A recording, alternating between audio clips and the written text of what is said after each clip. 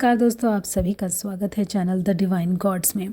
जैसा कि हमने आपसे कहा था, वादे के मुताबिक हम शिवपुराण कथा आपके पास लेकर आ रहे हैं लगातार। और आज शिवपुराण के दूसरे अध्याय में हम आपको सुनाते हैं आगे की कथा। जैसा कि आपने पहली कथा में सुना था कि शौनक जी ने सूत जी से ये कथा सुनी, तो अब शौनक जी ने सूत जी से कहा कि हम लोग बहुत ही कृतार्थ हैं, हम लोग बहुत ही आपकी इस कृपा को हम बहुत अच्छा मानते हैं कि आपने हमें ये दिव्य कथा सुनाई। लेकिन हम ये बात आज आपसे पूछना चाहते हैं कि आगे कलयुग आने वाला है और कलयुग में तो दुराचारी पापी बढ़ जाएंगे। तो कलयुग में इस कथा के द्वारा कौन कौन से जो पापी होंगे उनके पाप शुद्ध होंगे या फिर किन लोगों के पाप नहीं शुद्ध होंगे, जो भी है वो आप हमें बताइए।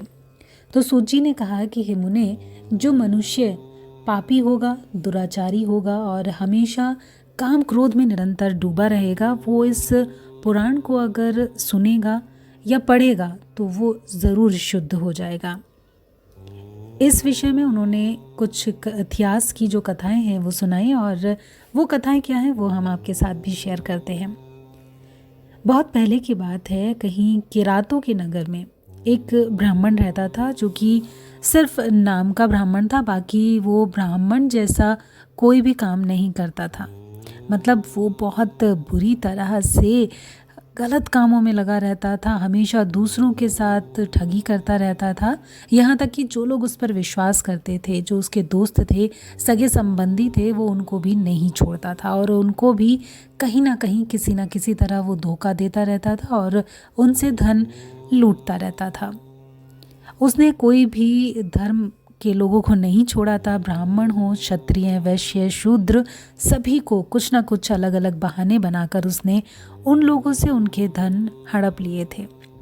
लेकिन वो पापी फिर भी अपने इन्हीं कामों में लगा रहा। उसको किसी भी तरह की कोई चिंता नहीं थी कि तू जो भी कर रहा है वो कितना गलत काम है और इसका तेरे लिए क्या गलत होगा आगे चलकर। एक दिन ऐसे ही घूमता हुआ वो प्रतिष्ठानपुर जा पहुंचा। प्रतिष्ठानपुर, जो कि आज के वक्त में प्रयाग के नाम से जाना जाता है।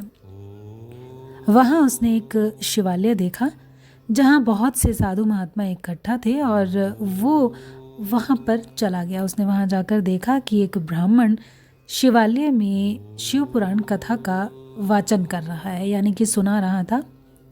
वो भी उस जगह पर जाकर रुक गया। अब वहाँ पर वो बैठा रहा। जो देवराज ब्राह्मण था वो वहाँ जैसे कुछ दिन रुका, उसको वहाँ पर रहते हुए बुखार हुआ, उसको ज्वर हुआ और बुखार उसको इतना तेज़ था कि उसके पूरे शरीर में बहुत दर्द था। वो ऐसे ही बुखार में 1 महीने तक वहाँ पर रहा और लगातार निरंतर वहाँ पर जो ब्राह्मण थे वो शिवपुराण कथा का वाचन कर रहे थे। तो जो देवराज था वो भी वहाँ पर बुखार में लेटा हुआ उनकी शिवपुराण कथा का श्रवण करता रहा, उसे सुनता रहा। ऐसे ही कथा सुनते सुनते 1 महीने के बाद देवराज मृत्यु को प्राप्त हो गया। उसके पास यमराज के दूत आए और उसे अपने पाश में बांधकर बलपूर्वक यमपुरी ले जाने लगे। इतने में ही शिवलोक से भगवान शिव के जो गण थे वो वहाँ पर आ गए। अब आप लोग तो जानते ही हैं कि भाई जो भगवान शिव हैं, जो भोले बाबा हैं, उन्हें कितना अगाध प्रेम है भस्म से और रुद्राक्ष की मालाओं से। बिल्कुल उसी तरह उनके जो गण थे वो भी भस्म अपने पूरे शरीर पर लगाए हुए थे, रुद्राक्ष की माला उन्होंने पहनी हुई थी और वो वहाँ पर आए। और जो यमपुरी के, जो यमलोक के जो गण थे, यमपुरी के जो दूत थे, उन लोगों को हटा करके वो देवराज को अपने साथ ले जाने लगे। थोड़ा सा उन लोगों के बीच में लड़ाई हुई, युद्ध हुआ और उसको वो ले जाने लगे। बाहर का शोर सुनकर जो यमपुरी के धर्मराज थे, जो वहाँ पर यमराज थे, वो बाहर आए और उन्होंने सोचा कि भाई आखिर ऐसा क्या हुआ है कि यमपुरी में इतनी बुरी तरह से शोर मचा हुआ है। वो अपने भवन से बाहर निकल कर आए और उन्होंने देखा कि जो शिवपुरी से आए हुए हैं शिवगण। अब उन्होंने देखा कि भाई रुद्र गण जो हैं वो यहाँ पर आए हुए हैं देवराज को ले जाने के लिए, तो ज़रूर कुछ बात होगी जो वो उसको लेने के लिए आए हैं, तो यमराज ने उनको जाने दिया दूतों के साथ। तो जो रुद्रदूत थे वो अपने साथ देवराज को लेकर गए भगवान शिव के पास। इस तरह से देवराज को सिर्फ शिव पुराण के श्रवण मात्र से, जो कि उन्होंने श्रावण मास में सुनी थी, उस वजह से उन्हें शिवलोक की प्राप्ति हुई। शिवलोक की प्राप्ति हुई, शिव के धाम को वो प्राप्त हुए। तो ये सिर्फ शिव पुराण के कथन श्रवण का नतीजा था। इसके बारे में सौनक जी ने एक और कथा सुनने के लिए कहा, तो सूत जी ने कहा कि वो भी हम आपको ज़रूर सुनाएंगे। तो दोस्तों वो कथा हम भी आपको सुनाएंगे, लेकिन वो सुनाएंगे हम अपने अगले अध्याय में। लेकिन अभी हम इस वीडियो को करते हैं समाप्त। नेक्स्ट वीडियो में आगे की पुराण कथा लेकर फिर से हाजिर होंगे।